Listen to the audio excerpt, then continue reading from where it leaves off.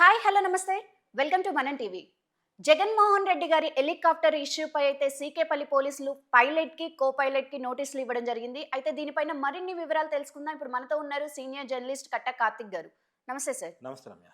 Sir, Jaganmohan Reddy helicopter ఇష్యూలో windshield అనేది problem అయితే అసలు టేక్ ఆఫ్ ఎలా తీసుకున్నారు అనే క్వశ్చన్స్ అయితే ఉన్నాయి. దీనిపైన మీ విశ్లేషణ అంటే ఏం చెప్తారు? ఎస్. అంటే ఉమ్మడి అనంతపురం జిల్లా, ఇప్పుడు సత్యసాయి జిల్లా, పరిటాల సునీత గారు ప్రాతినిధ్యం వహిస్తున్న రాప్తా నియోజకవర్గం, అక్కడ పాపిరెడ్డి పల్లె గ్రామంలో ఒక లింగయ్య అనే వైసీపీ కార్యకర్త చనిపోతే ఆ కుటుంబాన్ని పరామర్శించడానికి జగన్మోహన్ రెడ్డి గారు వైసీపీ అధినేత ఆయన అక్కడికి రావడం జరిగింది. అవును. ఆయన వచ్చిన క్రమంలో అంటే ఆయన హెలికాప్టర్లో ప్రయాణం చేసి వచ్చారు. ఆ హెలికాప్టర్ కుంతమతి దగ్గర ల్యాండింగ్ అయింది. అంటే హెలిప్యాడ్ అక్కడ ఏర్పాటు చేయడం జరిగింది. పోలీస్ పర్మిషన్ మేరకు, కలెక్టర్ గారి సూచన మేరకు అక్కడ ల్యాండ్ అయింది.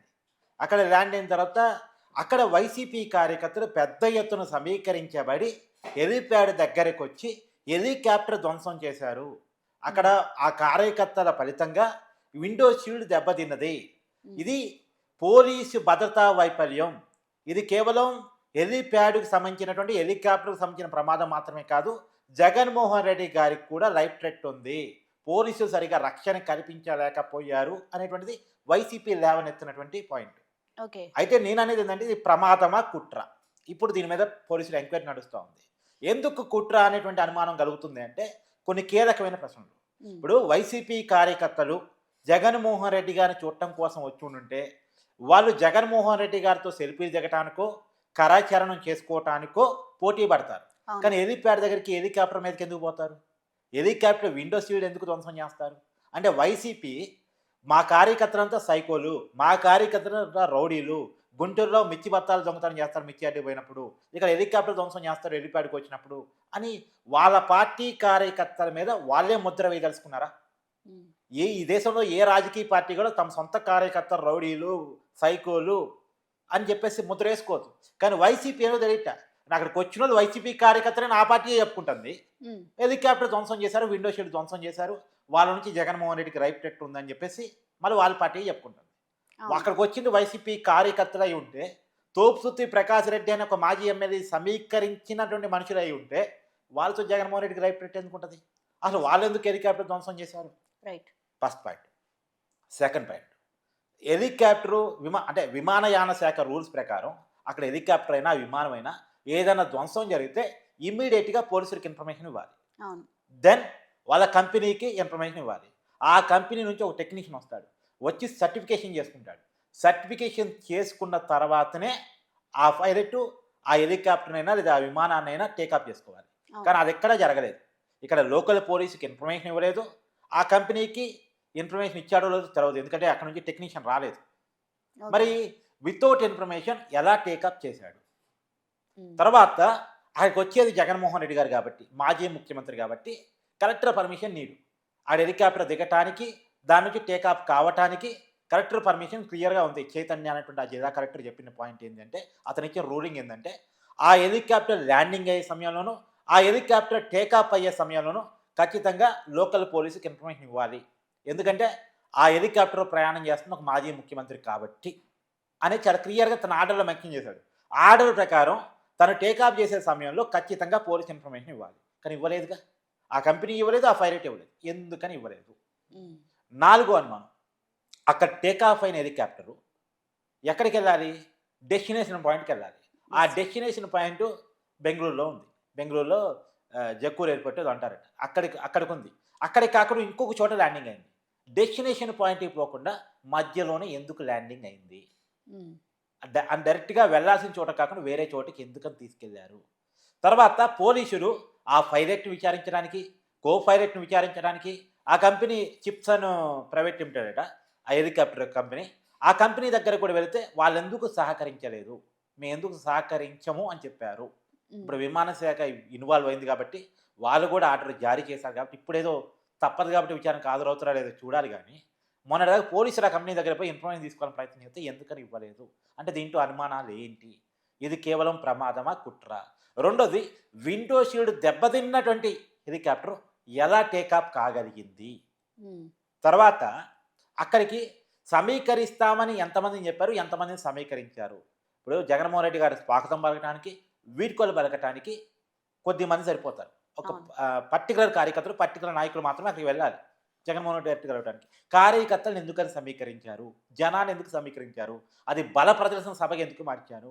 రెండోది, ఆయన ఒక కుటుంబాన్ని ఓదార్చడానికి జగన్మోహన్ రెడ్డి గారు వచ్చారు. బహిరంగ సభ పెట్టుకోలే. బల ప్రదర్శన పెట్టుకోలే. కానీ బల ప్రదర్శన జరిగినట్టు, బహిరంగ సభ జరిగినట్టు జనాన్ని ఎందుకని సమీకరించాల్సి వచ్చింది? ఈ పాయింట్స్ అన్నిటికీ సమాధానం గనుక వస్తే అప్పుడు ఇది ప్రమాదమే, కుట్ర కాదని మనం చెప్పొచ్చు. కానీ ఈ ప్రశ్నకి సమాధానం లేదు కాబట్టి ఇప్పటివరకు ఇది ప్రమాదం కాదు, జగన్మోహన్ రెడ్డి గారు చేసిన కుట్రగా మనం భావించాలి. జగన్మోహన్ రెడ్డి గారికి ఏం అవసరం కుట్ర అంటే ఇక్కడ చాలా క్లియర్ కట్గా మనం జగన్మోహన్ రెడ్డి తన సెక్యూరిటీ పెంచుకునే దానికోసం, తనకేదో కూటమి ప్రభుత్వం ఏదో ప్రమాదం తలపెడుతుంది, తనకి రక్షణ ఇవ్వట్లేదు, తనకి భద్రతను తగ్గించిందని చెప్పుకునే దానికోసం, కార్యకర్తలని రెచ్చగొట్టడం కోసం ఒక తప్పుడు సంకేతాలు పంపించడానికి పదే పదే ట్రై చేస్తా ఉన్నారు. అయితే కార్తిక్ గారు, ఈ ప్రమాదం జరగడానికి వైసీపీ కార్యకర్తలు కారణం కదా, మరి ఎందుకు నోటీసులు పైలట్కి కో పైలట్కి ఇస్తున్నారు ఇప్పుడు? ఎందుకు కో పైలట్కి పైలట్కి ఇస్తున్నారంటే టేక్ ఆఫ్ చేసింది పైలట్ కదా, ఓకే. వితౌట్ అంటే వాళ్ళ పైన అనుమానాలు ఉన్నాయనా? ఎస్, ఈ కుట్ర కోణం వాళ్ళ నుంచి ఎంక్వైరీ చేస్తే మొత్తం తేలిపోతుంది. ఓకే. ఇప్పుడు వైసీపీకి సంబంధించినటువంటి అక్కడ ఉన్నటువంటి నాయకుడు కూడా ఇచ్చారు, తోపుదుర్తి ప్రకాష్ రెడ్డికి, మాజీ ఎమ్మెల్యేకి, ఆయనకు కూడా నోటీస్ ఇచ్చారు. ఓకే. అంటే అన్ని యాంగిల్స్ ఎంక్వైరీ చేయాలి కదా. ఉమ్. ఇది ఇటు ఎంక్వైరీ ఇటు నడుస్తూ ఉంటుంది టెక్నికల్గా, ఇటు ఎంక్వైరీ ఇటు నడుస్తూ ఉంటుంది తోపుదుర్తి ప్రకాష్ రెడ్డి నుంచి. సరే, ఈ రెండు వైపుల నుంచి ఎంక్వైరీ నడుస్తూ ఉంటుంది, తర్వాత ఈ డాట్స్ అన్ని కరెక్ట్ చేస్తారు. ఓకే. విషయం ఏంటంటే మీకు అర్థం కావాల్సిందంటే జగన్మోహన్ రెడ్డి తన మీద తన కుట్ర చేసుకోవాల్సిన అవసరం ఏముంది అని ఒకసారి పరిశీలిస్తే గతంలో ఉదాహరణలు ఉన్నాయి. తన మీద తన కోడికత్తి దాడి జరిగిందని చెప్పేసి సానుభూతిని పొందే ప్రయత్నం గతంలో జగన్మోహన్ రెడ్డి గారు చెప్పారు. కోడికత్తి దాడి జరిగిందా లేదా నిరూపించబడలేదు. ఎందుకు నిరూపించబడలేదు? విచారణకి జగన్మోహన్ రెడ్డి సహకరించట్లేదు. మరి తన మీద తన దాడి జరిగితే ఆ దాడి నిరూపించుకోవాల్సిన బాధ్యత ఎవరిది? అయిందే కదా. ఆయనదే కదా. కానీ ఎందుకు నిరూపించుకోవట్లేదు? అంటే తన మీద దాడి జరగలేదు, అబద్ధం చెప్పాడు.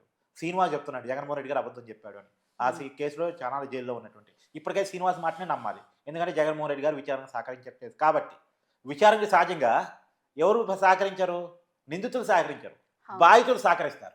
ఉమ్. కానీ ఇక్కడ బాధితులు అని చెప్పబడుతున్న జగన్మోహన్ రెడ్డి సహకరించట్లేదు, నిందితులైనటువంటి శ్రీనివాస్ సహకరిస్తున్నాడు. అంటే ఇప్పుడు రివర్స్లో మనం అనుకోవాలి, శ్రీనివాస్ బాధితుడు, జగన్మోహన్ రెడ్డి గారు నిందితుడు. ఎస్. ఇప్పుడు గురకరాయి సన్నివేశం ఉంది, ఆ రాయి నాకైతే కనపడలేదు, నీకేమైనా కనపడితే నాకు చెప్పు. ఎవరికి కనిపించలేదు. ఎవరికి కనపడలేదు, కానీ రాయి కనపడకుండానే ఇది గులకరాయి దాడి అని చెప్పారు. ఉమ్. అంటే అక్కడ కూడా జగన్మోహన్ రెడ్డి గారు ఏదో అబద్ధం అనే ప్రయత్నం చేసి పాపం ఒక అమాయకుడైనటువంటి సతీని జైల్లో పెట్టే ప్రయత్నం అవును. చేశారు. జగన్మోహన్ రెడ్డి గారికి ఇవన్నీ అలవాటు కాబట్టి ఇప్పుడు కూడా అలవాటు ప్రకారం ఇలా చేస్తున్నాడా? సానుభూతిని పొందే ప్రయత్నము, కుట్ర ప్రభుత్వం మీద మోపే ప్రయత్నము, ప్రభుత్వాన్ని బదనాం చేసే ప్రయత్నం చేస్తున్నాడా? అయితే ఒకసారి 2 సార్లు అంటే జనాలు నమ్ముతారు, కానీ యథావిధ ఇదే కంటిన్యూ చేస్తే జనాలు పిచ్చోళ్ళు ఏం కాదు కదా. ఎస్, ఈ విషయాన్ని జగన్మోహన్ రెడ్డి గారు తెలుసుకోవాలి. ఇప్పుడు నువ్వు తెలుసుకున్న విషయాన్ని జగన్మోహన్ రెడ్డి గారు కూడా తెలుసుకోవాలి. పదే పదే పదే పదే ఒకే దాన్ని నమ్మించడానికి ప్రయత్నం చేస్తే జనం నమ్మడానికి సిద్ధంగా లేరు అన్న విషయం మన ఎన్నికల్లో తేలిపోయింది. అవును. కానీ ఇప్పటికీ జగన్మోహన్ రెడ్డి గారు అదే నమ్ముకున్నారా? ఇప్పుడు రాష్ట్రంలో కంపెనీలు వస్తున్నాయి, ఉమ్. పెట్టుబడులు వస్తున్నాయి, ఉద్యోగాలు వస్తున్నాయి. ఇప్పుడు హెచ్పిసిఎల్ లాంటి కంపెనీ పెట్టుబడి పెడతా ఉంది, టీసీఎస్ లాంటి కంపెనీ వైజాగ్లో ల్యాండ్ అయిపోయింది, లూలు కంపెనీ వైజాగ్లో ల్యాండ్ కాబోతా ఉంది. ఇప్పుడు జగన్మోహన్ రెడ్డి గారి కడుపు ఉబ్బరం స్టార్ట్ అయింది. ఇప్పుడు అమరావతి కడుతున్నాడు, పోలవరం కడుతున్నాడు, వైజాగ్ రైల్వే జోన్ అంటున్నాడు, టీసీఎస్ని తీసుకొస్తున్నాడు. ఇదే కనుక జరిగితే, ఇలా కనుక ఆంధ్రప్రదేశ్ కనుక ఉంటే 2029లో కూడా వైసీపీ పరిస్థితి చాలా గౌముగోచరంగా ఉంటుంది. అవును. కాబట్టి దీన్ని అడ్డుకోవాలంటే ఏం చేయాలి? రాష్ట్రంలో లా అండ్ ఆర్డర్ని దెబ్బతీయాలి. ఎస్. రాష్ట్రంలో లా అండ్ ఆర్డర్ కనుక దెబ్బతీస్తే పరిశ్రమలు రావడానికి, పారిశ్రామికవేత్తలు రావడానికి భయపడతారు. అవును. ఇప్పుడు జగన్మోహన్ రెడ్డి గారికి ఎప్పుడైనా బిల్గేట్స్ అపాయింట్మెంట్ ఇచ్చాడా? లేదు. కానీ చంద్రబాబు నాయుడు గారితో భేటీ అయ్యాడు. ఉమ్. అవునా కదా? అవును. మన కళ్ళ ముందు జరిగింది ఇదంతా. అవును. సో అంతర్జాతీయ జాతీయ స్థాయి పారిశ్రామికవేత్తలు ప్రముఖులు చంద్రబాబు నాయుడు గారితో భేటీలు అవుతున్నారు. ఇప్పుడు చంద్రబాబు నాయుడు గారు ఏదో పీపోర్ అంటున్నాడు, అంటే డబ్బులు ఉన్న వాళ్ళ సంపద పేదలకు పంచి పెడతా అంటున్నాడు. ఇదంతా గనక నిజంగా జరిగితే, ఆచరణలు కనుక జరిగితే వైసీపీకి చాలా ఇబ్బంది. కాబట్టి ఇదంతా జరగకుండా ఉండాలంటే పారిశ్రామికవేత్తలను భయపెట్టాలి, పెట్టుబడులు పెట్టే వాళ్ళని భయపెట్టాలంటే రాష్ట్రంలో శాంతి భద్రతల ఇష్యూ క్రియేట్ చేయాలి, రాష్ట్రాన్ని ఒక బీహార్లా మార్చే ప్రయత్నం చేయాలి.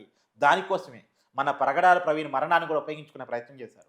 లేనిపోని అనుమానం క్రియేట్ చేసే ప్రయత్నం చేశారు. అనుమానాలు క్రియేట్ చేస్తే ఎవరు అనుమానం వ్యక్తం చేయాలి? ఆ కుటుంబ సభ్యులు చేయాలి. కానీ ఆ కుటుంబ సభ్యులేమో ప్రభుత్వంతో సహకరించారు, పోలీసులతో సహకరించారు, విచారణకు కోఆపరేట్ చేశారు. కానీ లేనిపోని అనుమానాలని వైసీపీ స్పాన్సర్డ్ వ్యక్తులు క్రియేట్ చేసి ప్రజల్లో గందరగోళాన్ని సృష్టించే ప్రయత్నం చేశారు. కానీ వర్కౌట్ కాలే.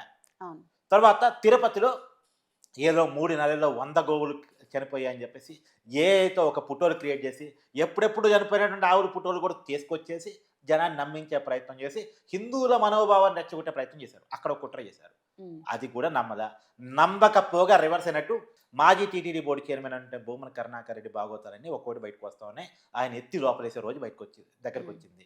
అనవసరంగా వచ్చి ఇరక్కపోవటం అంటారు కదా, అవును. అనవసరంగా బయటకు వచ్చి అలా ఆయన ఇరక్కపోయాడు.